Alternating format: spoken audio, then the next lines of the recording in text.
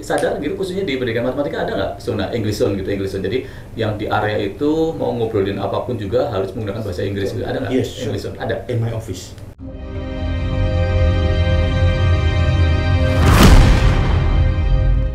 Halo Sobat Memat, balik lagi nih, ketemu lagi sama kita. Kalau tadi kita cuma bertiga, di episode sebelumnya cuma 3 orang. Sekarang kita ketambahan 1 yang mungkin Sobat Memat sudah tidak asing. Tapi mungkin alangkah lebih baik kenalan lagi, Pak. Ya, terima kasih. Ini hal yang khusus, kedatangan dua tamu. Hari ini saya menjadi narasumber dan hostnya ada 2 atau 3. Hostnya 3. Saya jadi narasumbernya.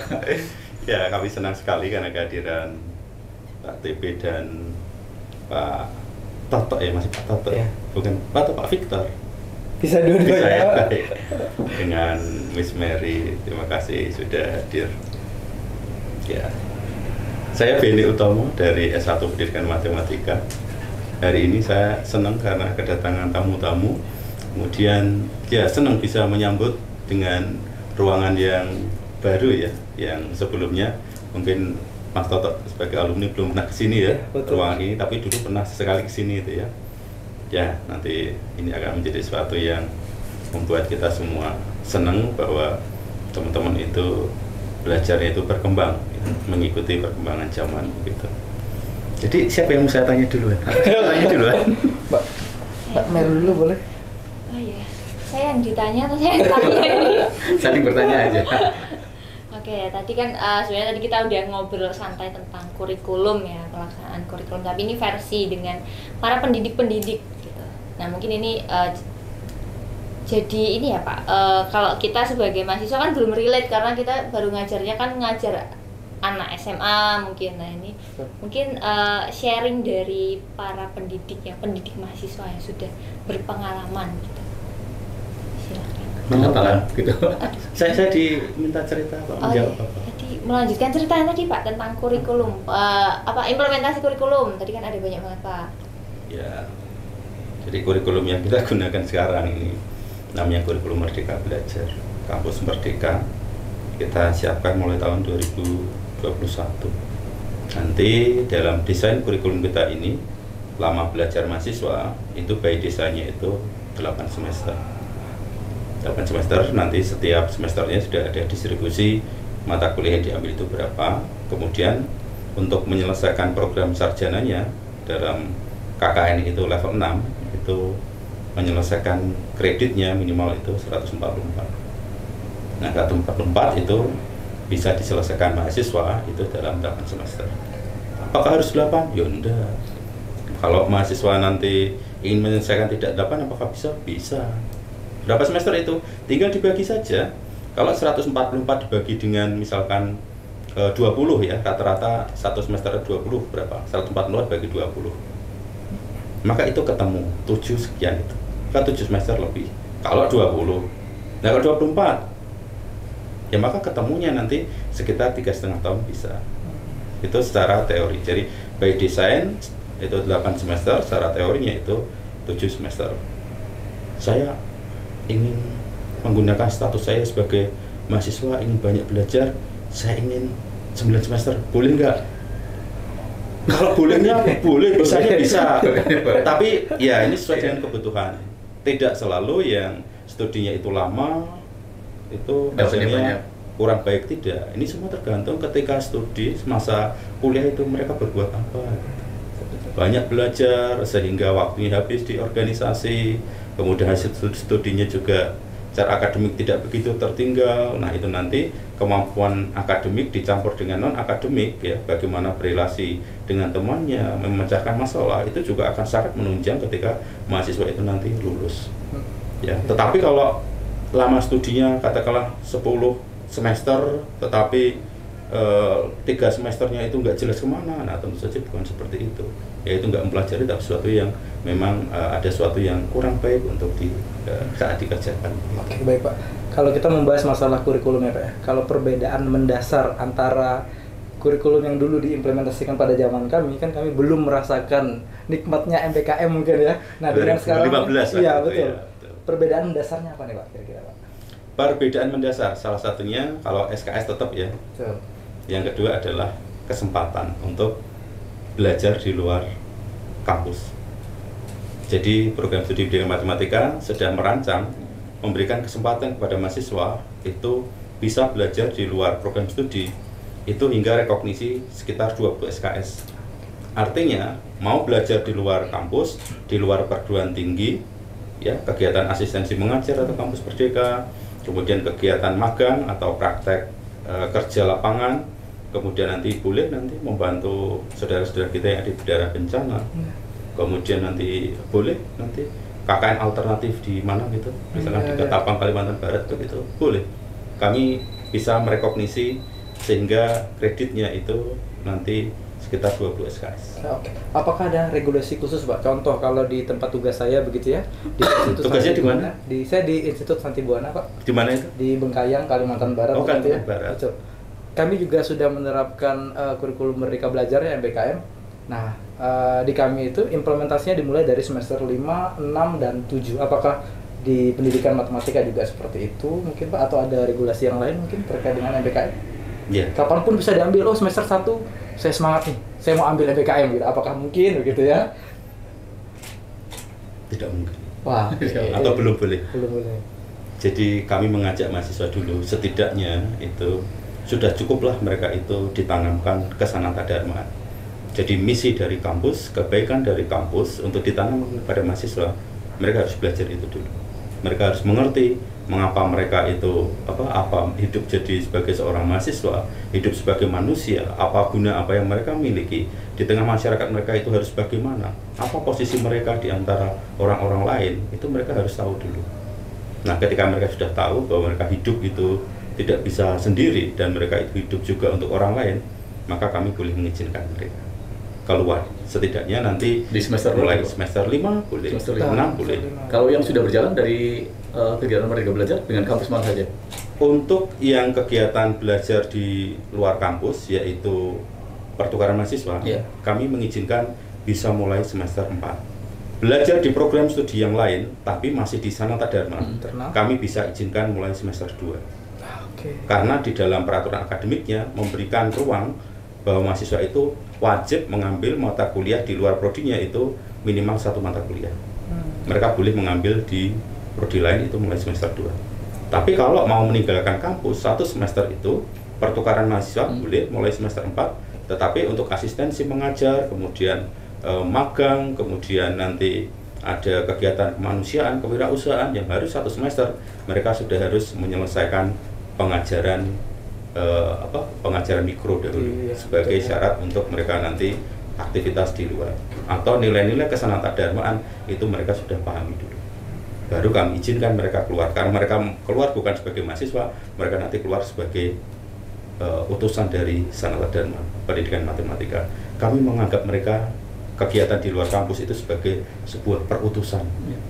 Nah, hari ini kami mengutus beberapa mahasiswa untuk pergi, tidak berdua-dua, tapi ada berempat. Apa nih, Pak? Kegiatan apa nih, Pak, programnya? Yang pertama, mereka kami terbangkan ke Papua, ke Nabire. Jadi di bulan Juli kemarin, kami ajak mereka untuk mengikuti asistensi mengajar seperti kampus mengajar itu. Kami tapi diinisiasi oleh Prodi dan dibiayai oleh Kemendikbud. Terima kasih Kemendikbud. Luar biasa Kemendikbud. Kampus kami juga mau ya, Pak. Jadi dibiayai oleh PKKM tahun 2024. Kami 4 mahasiswa ya? 4 mahasiswa ke Indonesia Timur. Ke Indonesia Timur, ke Nabire. Itu di SMA Adikarya. Selama 1 semester? Selama 1 semester, mereka ini sudah bulan kedua. Kami terbangkan mereka bulan Juli.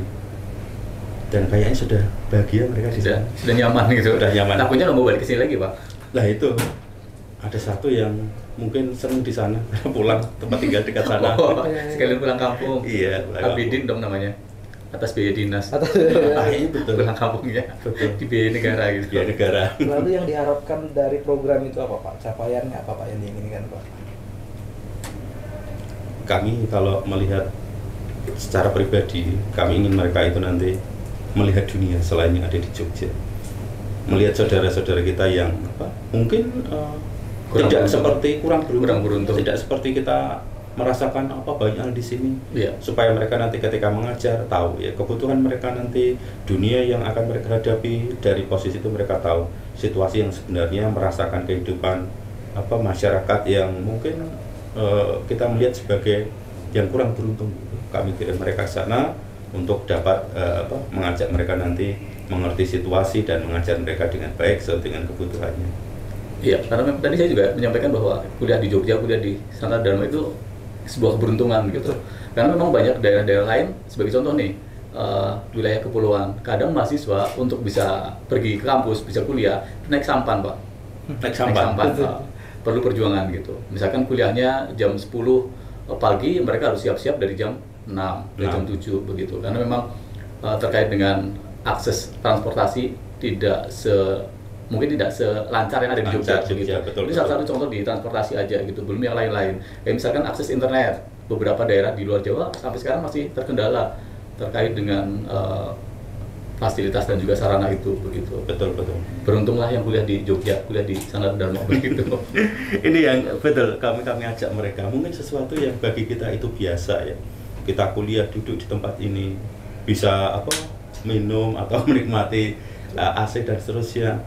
Mungkin bahkan di tempat lain yang namanya kuliah yang kita anggap biasa, di tempat lain menjadi sesuatu yang barang mahal, barang langka begitu. Kemudian kita bisa berjalan dengan aman, dapat menemukan tempat makan dengan mudah, atau kita bisa membayar dengan cukup begitu. Bagi kita itu mungkin sesuatu yang biasa.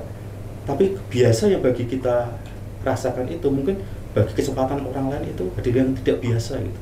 Termasuk kesempatan kita bisa kuliah gitu. Sesuatu yang kita anggap biasa, mungkin bagi beberapa orang namanya kuliah itu menjadi sesuatu yang barang mewah atau tidak mudah diraih begitu. Nah, kami mengajak ini mensyukuri ini dengan cara melihat sesuatu yang lain supaya mereka nanti juga mengerti dan lebih melihat sesamanya, itu bisa melihat sesama. Mahasiswa yang ada di Jogja kan memang mayoritas memang kuliah di biaya orang tua, kuliah dengan beasiswa. Ada sebuah fenomena di Batam itu, kalau kita bicara tentang Jogja gitu kan, kalau mahasiswanya sambil kerja nih, bahasa kita adalah kuliah sambil kerja. Tapi kalau fenomena di Batam bukan, kerja sambil kuliah. Jadi mereka fokusnya kerja dulu. Kalau nggak kerja mereka nggak bisa bayar kuliah begitu.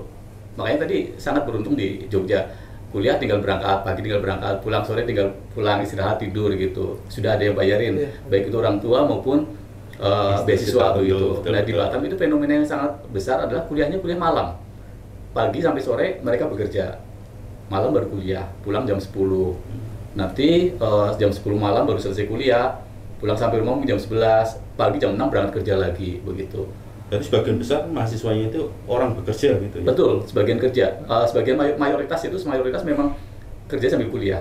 Fenomena di Batam seperti itu, makanya jam kerja kami pun bukan jam 8 pagi, jam kerja kami di kampus itu jam 4 sore sampai jam 10 malam begitu. Siklusnya berbeda karena jam pagi mahasiswanya lagi pada kerja. Artinya apa? Kalau misalkan kuliah, kadang mahasiswanya lelah, kita nggak bisa menyalahkan juga. Betul. Kalau mereka nggak kerja, mereka nggak bisa bayar SPP begitu. Ada situasi itu. Ada situasi yang mungkin menjadi katakanlah kalau orang Jogja lihatnya ternyata saya beruntung sekali begitu. Kita sangat beruntung kalau bisa fokus belajar. Makanya maksimalkan fasilitas semua yang ada di kampus, belajar begitu. Outputnya yakinlah lebih maksimal kalau kita bisa mengoptimalkan apa yang ada begitu. Oke Pak. Tapi Pak, berkaitan dengan fenomena ini Pak, faktanya gimana Pak? Dengan kondisi di sini, apakah dengan program yang memang sudah disiapkan prodi begitu ya, masih ada juga mahasiswa yang ogah-ogahan atau memang semuanya semangat nih gitu? Semuanya semangat. Ini ada program pertukaran mahasiswa. Daftar yuk, semuanya antusias. Respon dari mahasiswa. Iya betul, respon dari mahasiswa seperti apa kira-kira? Baik, kalau tanggapan ini akan kembali ke kebutuhan. Jadi MBKM ini kan sebuah hak. Kita kalau bagi mahasiswa itu hak, tapi bagi kita sebagai penyelenggara pendidikan, kita punya kewajiban supaya mereka yang mau mengambil hak itu nanti bisa terfasilitasi. Jadi bagi mahasiswa hak, bagi kita ini kewajiban. Kita sampaikan juga bahwa kegiatan ini nanti pada akhirnya itu akan membawa mahasiswa itu tetap ya, kita pakai bahasa teori, bisa mencapai tujuan pembelajarannya atau capaian pembelajarannya, tapi caranya berbeda.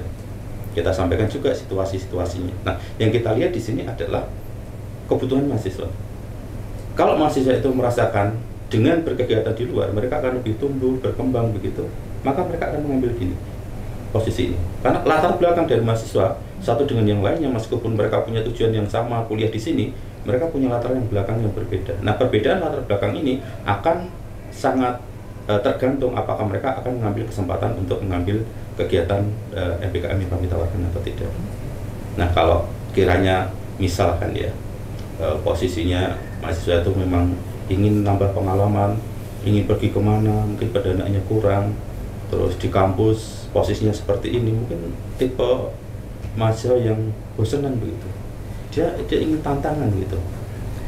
Nah, tantangannya kalau Pak Toto kan pergi ke dokter, Ya. Betul ya. tahu ketemu konsultasi, Iya. bahkan tahu yang namanya kecepatan obat itu larut di dalam darah, sampai menemukan yang namanya sakit itu kalau jumlah bakteri di dalam per mililiter darahnya itu berapa, baru otak orang itu dikatakan sakit. Kalau belum itu ya belum sakit. Nah, kebutuhan yang lain juga begitu. Mungkin dia merasa saya ingin kemana tapi saya nggak punya biaya, maka kesempatan ini mereka bisa gunakan. Ya, selain ke Nabire, kita juga mengirim 4 mahasiswa ke Nusa Tenggara Timur. Ya. Di program yang sama, Pak. Di program yang sama, asistensi mengajar. Promo kami cuma satu, iseng-iseng berhadiah dan mau nggak jalan-jalan gratis, melihat tempat lain, dunia yang lain. Nah, kebetulan dunianya ini menarik ya. Di daerah Nabire itu pelabuhan, kota pelabuhan itu ya, ada di Papua, sedangkan nanti di Manggarai ini dekat dengan apa? Kalau mau melihat kadal yang gede itu, Ya, betul. dekat di sana. Apa kadal yang gede? Dan Oh, komodo ya. Ada di sana. Terus pergi ke ya biasanya kita lihat di TV ya, Labuan Bajo gitu. kalau yang ke Nabire itu pemberangkatannya ke berapa? Itu Apakah sebelumnya juga sudah ada yang berangkat ke kota lain kemudian Iya, sudah kembali? Nabire. belum. Ini yang pertama. Yang di pertama ke Nabire. Nabire itu. Untuk yang asistensi mengajar, kalau biasanya kita memberangkatkan yang kampus mengajar program pemerintah. Oke, yang kampus mengajar ini Iya. juga cukup besar juga respon dari mahasiswa. Ini kalau yang semester genap itu responnya banyak. Yang kemarin USD, yang kemarin kan seri 7 ya. Ya, kampus Seri mengajar 7 itu hingga 42 mahasiswa. Oh, lumayan banyak. pendidikan matematika, Pak.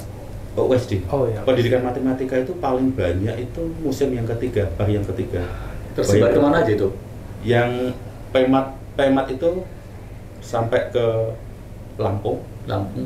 kemudian Nusa Tenggara Barat itu ada.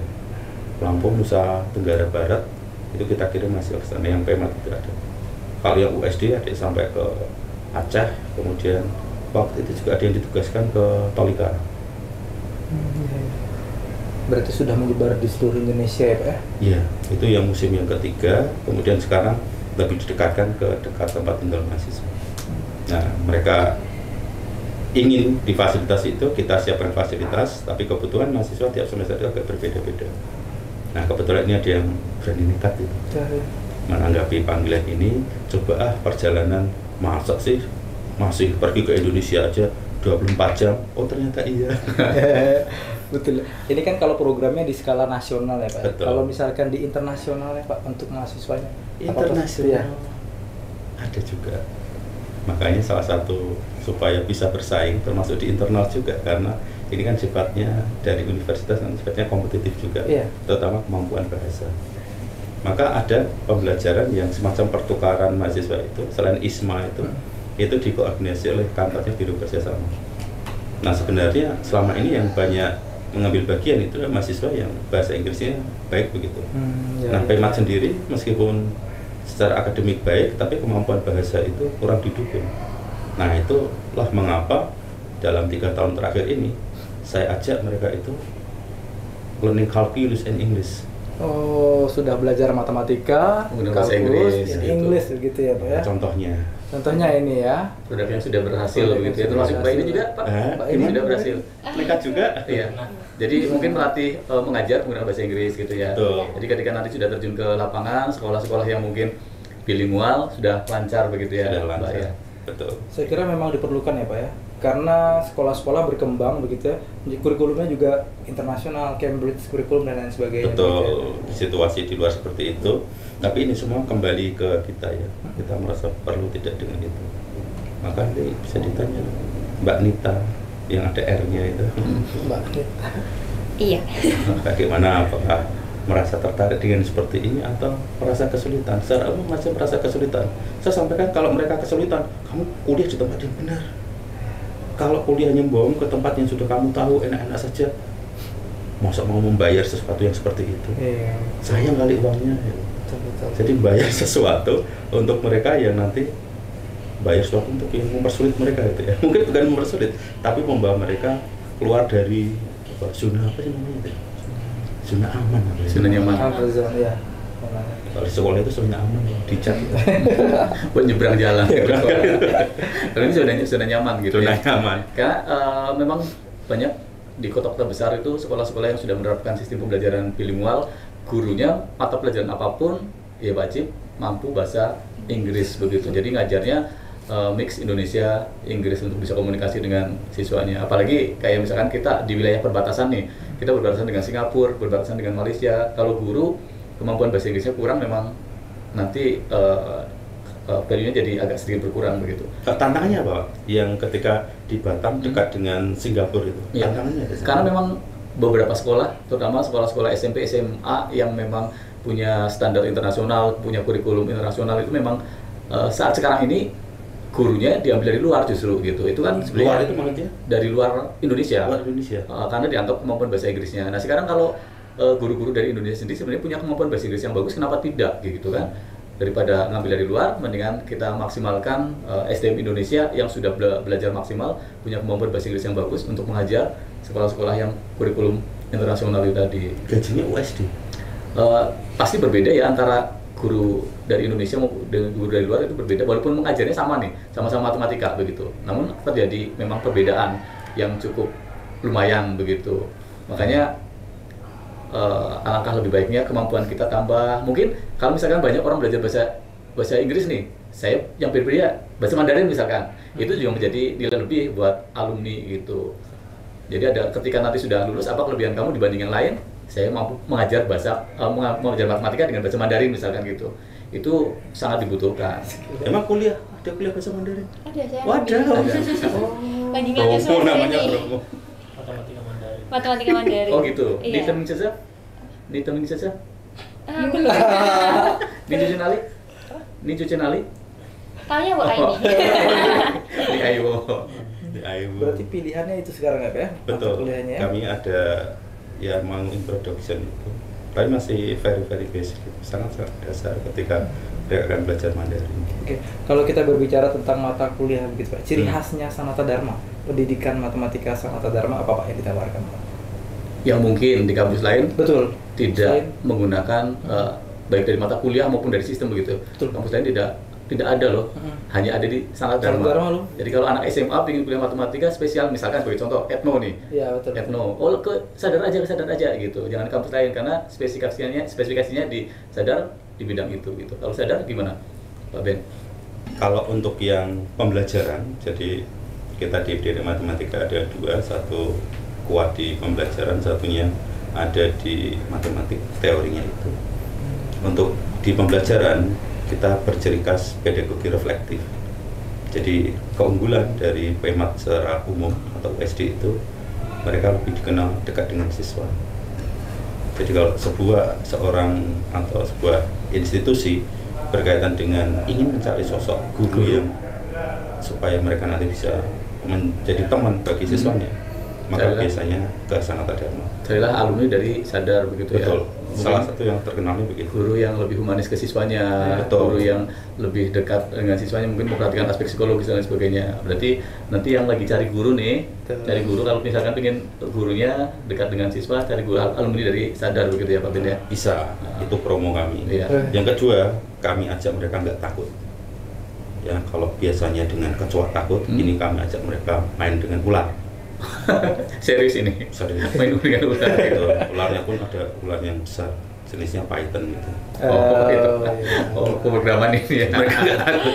Mereka nggak takut. Kalau yang ini gitu. saya setuju Pak. Saya Iya. pernah juga meneliti gitu kan Python buat batik, pola batik dulu. Jadi bersama dengan teman saya dulu di PEMAT 2015 begitu ya Pak Medo ya, dan Pak Andi waktu itu kami mengikuti seminar nasional begitu Batik, menggunakan ya? Python batik betul.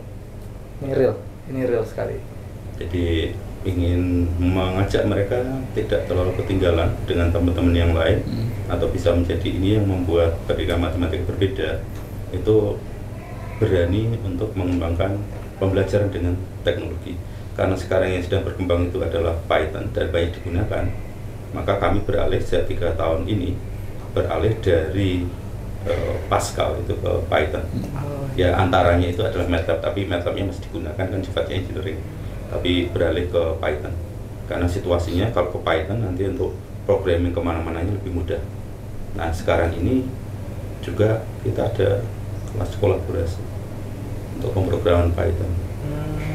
Satu pengajar dari Indonesia, satu dari Paris, jauh. Cukup jauh ya. Jauh. Ini blended berarti Pak? Ini blended. Ya, waktu ini pengajarnya masih ini online. Nanti bulan November akan berkunjung ke sini. Khusus untuk pendidikan matematika. Sebenarnya ditawarkan ini sebagai mata kuliah yang bisa diambil di prodi yang lain. Khususnya pendidikan kita atau gimana? Atau dari semua prodi juga bisa bergabung? Boleh. Memang sengaja dihadirkan dari Paris begitu ya? Betul. Oke. Biar nanti nggak hanya ngerti tentang Tugu, tapi Eiffel juga ngerti. Saya juga ngerti ya, betul.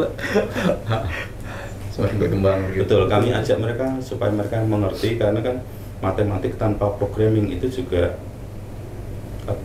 bisa tidak mudah itu. Akan lebih baik kalau cara matematik dia ngerti programming, maka dia bisa melampiaskan keinginannya untuk mengembangkan media pembelajaran dan seterusnya itu ke programming. Kemudian dari sisi pembelajaran ya untuk situasi simulasi, kemudian untuk visualisasi, maka baik kalau mereka bisa mengatakan ini loh kesukaan anak-anak zaman sekarang terhadap pelajaran, keinginan mereka itu butuh apa saja itu bisa divisualkan. Makanya tadi arahnya adalah pedagogi reflektif gitu ya, memang bisa mengetahui itu. kesukaan anak-anak gitu. Kesukaan berarti ngerti. bisa membantu untuk pembuatan media pembelajaran. Ya, kita harapkan salah satu itu. luaran dari mata kuliah itu untuk yang pengantar pemrograman itu di semester 5 nanti disambung dengan mata kuliah itu matematika komputasional. Jadi kita arahkan bagaimana menyelesaikan persoalan-persoalan matematika di sekolah menengah itu di SD bisa itu dengan Python gitu. Nah sekarang Python ini kan juga dekat dengan kecerdasan buatan. Iya. Kita juga ajak mereka ke sana. Suatu saat saya pernah kirim tim podcast itu ke mana? Ke Purwokerto. Saya ajak mereka situasi begini. Coba tanganmu ini taruh kubus yang tadi sudah buat di sini. Atau kuisnya itu kami sampaikan, perhatikan di ruangan ini. Tolong hadirkan kuda di sini. Jadi bagaimana AR, augmented reality, itu diterapkan dalam pembelajaran. Nah, salah satu perangkat yang digunakan itu adalah waktu itu GeoGebra 3 dimensi. Nah, semoga anak-anak tertarik. Kenapa? Karena matematikanya itu nggak hanya tentang kubus dan seterusnya, tetapi bagaimana mereka bisa sedikit berinteraksi dengan benda-benda itu. Nah, salah satu caranya adalah augmented reality itu. Ya, contohnya apa? Pokemon. Ya. Zaman itu. Nah, ini kalau kita ngomong tentang teori dan apa yang kita kerjakan, tapi kesemuanya ini kami landaskan supaya teman-teman dari mahasiswa itu nanti mempunyai pengalaman kalau mereka berani menjelajah pengalaman ini dan pengalaman ini menjadi miliknya, maka dia akan belajar sesuatu. Dengan belajar sesuatu, dia akan bisa lebih melihat sesuatu itu secara lebih luas itu. Terutama kalau sesuatu yang kita ingin mereka lihat itu kita hadirkan. Ini loh kondisi Indonesia tentang pendidikannya, kita hadirkan lewat televisi, kita hadirkan lewat cerita-cerita. Nah, mungkin salah satu supaya mereka benar bisa melihatnya, pergi ke sana. Kemudian kalau nggak bisa pergi ke sana karena mahal ya dari sana kita undang ke sini. Ini bagaimana kita akan menyelesaikan. Ini tantangan untuk kita dan tantangan untuk dunia pendidikan. Tapi tentu saja yang kita ceritakan ini bagian mudahnya ya. Di antara cerita mudah itu kesulitan, kendala, perbedaan pendapat itu muncul. Ya, tapi itu hal yang wajar, itu tidak masalah. Karena perbedaan pendapat itu pada akhirnya akan memperkuat identitas kita, kebutuhan kita itu seperti apa. Baik. Saya kira untuk program-program dalam mendampingi mahasiswa sangat luar biasa ya ditunjukkan oleh prodi ini begitu ya. Kalau di lain sisi Pak, kita berbicara tentang mahasiswa didampingi, tentunya ada dosen yang mendampingi. Bagaimana kalau pengembangan kompetensi untuk dosennya sendiri Pak? Pengembangan kompetensi untuk dosen. Baik. Kita mahasiswa ini sangat banyak ya, difasilitasi. Program yang sudah diberikan kepada mahasiswa banyak. Betul. Sekarang program yang diberikan untuk spesial untuk dosen. Untuk mengembangkan. Ilmu kan semakin berkembang nih, ilmu semakin berkembang. Kadang kalau hitungan bulan aja kita nggak upgrade, bisa ketinggalan begitu. Ya, untuk pengembangan keilmuan dan kepakaran dosen dari sisi prodi, fakultas, dan kampus memfasilitasi. Kita bergabung ke Asosiasi Matematikawan Indonesia, baik sebagai anggota maupun pengelola. Kemudian kita juga membuka diri untuk kegiatan-kegiatan kerjasama dengan teman-teman yang lain begitu. Kemudian dari sisi ini, kampus juga memfasilitasi apabila dosen ingin melakukan penelitian begitu, baik dengan sama kolega di internal maupun bersama dalam satu fakultas maupun dengan beberapa perguruan tinggi di luar, kita difasilitasi. Hanya memang salah satu kendalanya, salah satunya ya terkait dengan bahasa dan mungkin karena belum terbiasa itu. Kemudian kita juga mengajak teman-teman ini untuk mengembangkan kepakarannya, salah satunya ya misalkan kita di matematika, kita ingin apa? Nah ini nanti mengarahnya ke kegiatan sertifikasi kompetensi. Kalau sertifikasi dosen kan sudah sekitar 92 dosen pendidikan matematika tersertifikasi. Tapi untuk pengembangan keterampilan khusus yang nanti tersertifikasi, ini tentu saja proses begitu. Misal ini kemarin kita mengajak 2 orang dosen untuk belajar supaya mereka bisa mengembangkan dan baik dalam statistika, all statistik. Kemudian kita juga ngajak dosen dari luar berkolaborasi ke sini. Selain menghadirkan dosen tersebut kepada mahasiswa, maka komunikasi yang terjalin di situ bisa digunakan untuk tukar wawasan itu.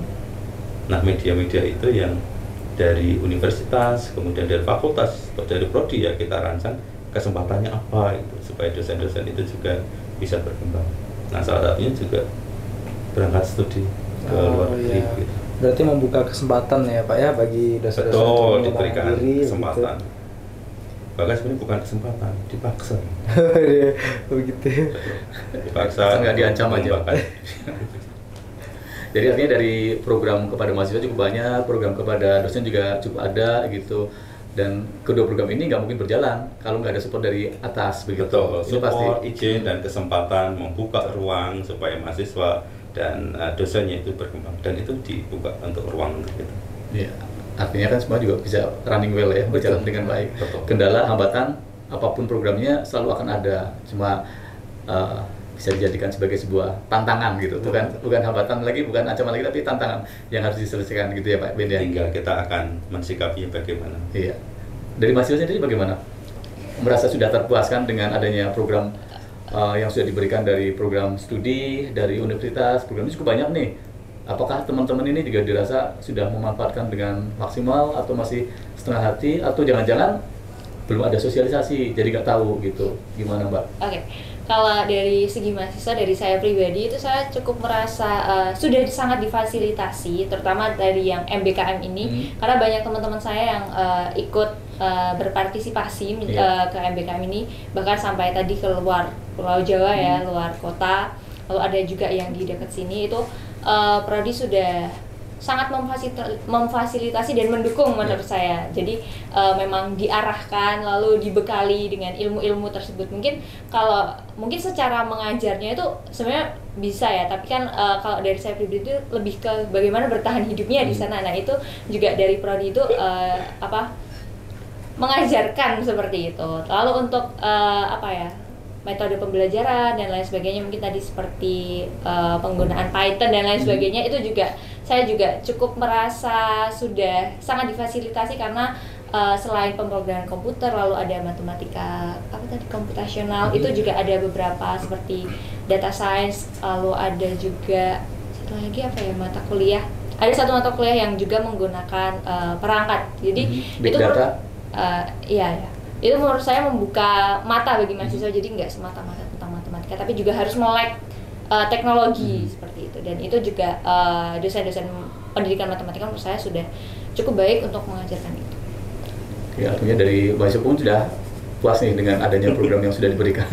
Kami Program berharap bisa studi memberikan gitu. layanan yang sesuai dengan kebutuhan gitu. Tapi nggak menutup kemungkinan ya mahasiswa memberikan saran mungkin, kritikan, gitu. Artinya untuk pembangunan bersama gitu, biar sama-sama berkembang begitu. Ada nggak fasilitas untuk itu? Difasilitasi. Iya. Untuk memberikan kritik, saran, masukan. Oh iya, biasanya kalau untuk seperti itu kan ini balik lagi ke pedagogi reflektif. Itu biasanya di setiap akhir semester atau mungkin kadang tengah semester pun dosen sudah biasanya simpelnya ngasih Google Form gitu untuk refleksi, mungkin udah dapat apa aja, lalu pengalamannya udah dapat apa aja pengalamannya, lalu ada nggak kritik, saran atau apa yang perlu dikembangkan lagi, apa yang perlu kita perbaiki bersama seperti itu. Mantap lah programnya. Ini jualan jasa. Yang menggunakan jasanya bagaimana? Biasanya mahasiswa itu lewat himpunan itu setiap semester mereka ada pengumpulan apa Mbak, kotak saran atau apa itu. Ya. Kemudian kita diundang, dosen-dosen diundang, Dosen dan mahasiswa. bincang-bincang. Oh, ada sebuah media untuk mempertemukan dosen dengan mahasiswa untuk saling menyampaikan begitu. Di tingkat prodi Di ada, tingkat prodi. tingkat fakultas. Mungkin kalau memang mahasiswa ada keluhan atau sebaliknya dosen juga punya keluhan kepada mahasiswa, bisa diselesaikan di forum itu. Ya. Mahasiswa sudah maksimal, dosen sudah maksimal, user Pak, Nah, pengguna lulusan. Sejauh ini gimana responnya? Sudah terpuaskan dengan lulusan dari Sanata Dharma atau seperti apa kondisi di lapangan? Masih ada yang perlu diperbaiki, salah satunya ya beberapa waktu yang lalu terkait dengan kemampuan bahasa Inggris. Nah, ini kami coba perbaiki dengan cara ya kita cek apa sih yang menjadikan kendala bagi mahasiswa ketika mereka itu mengajar dalam bahasa Inggris. Listening sudah bagus, writing juga ya cukup lah gitu.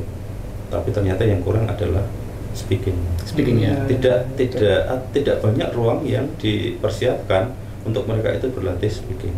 Kalau listening atau mungkin reading ya, baca buku teks kuliahnya bahasa Inggris.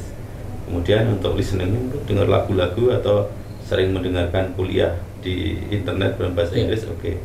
Tetapi speaking kapan?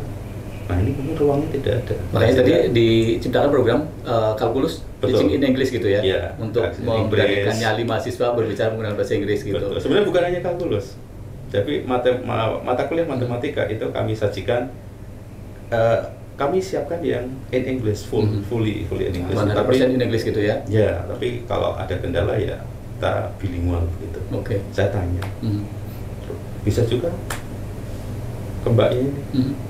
Saya tanya, coba jelaskan soal ini dalam bahasa Jawa dan dalam bahasa Inggris. Lebih sulit mana itu? Apa jawaban waktu itu? Waktu itu jawab keduanya sulit sih gitu. Tapi ada kesulitan karena saya mungkin bahasa ibunya bahasa Jawa, jadi lebih mudah gitu. Menggunakan bahasa Jawa begitu. Tapi kan seharusnya untuk menjelaskan ke teman-teman, waktu itu juga ada Pak Beni kan seharusnya menggunakan bahasa Prama. Itu juga cukup sulit gitu.